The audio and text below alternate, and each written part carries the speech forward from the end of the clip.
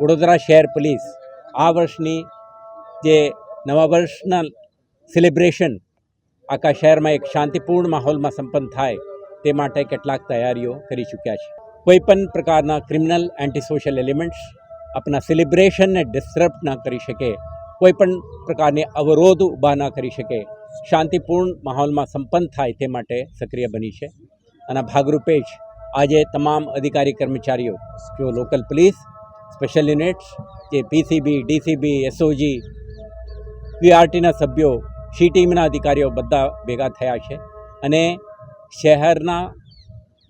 શહેરવાસીઓના સુરક્ષા માટે કેટલાક પ્રકારની એક્ટિવિટીઝ આજ છેલ્લે એક અઠવાડિયેથી ચાલુ છે. અત્યારે આ હાઇટમાં મેક્સિમમ એલર્ટ, જરૂરી ઇન્ટરવેન્શન સાથે આગળ વધારવાની આપણે એક્શન પ્લાન અમલમાં મૂકી રહ્યા છીએ.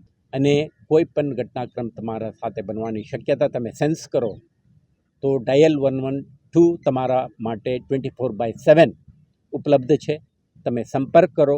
વડોદરા શહેર પોલીસ તરફથી દરેકને નવા વર્ષની શુભકામનાઓ પણ, અને સાથે સાથે એક સેફટી એન્ડ સિક્યુરિટી અને રિસ્પોન્સિબિલિટી સાથે ઉજવવા માટે આપણે સૌને અપીલ પણ.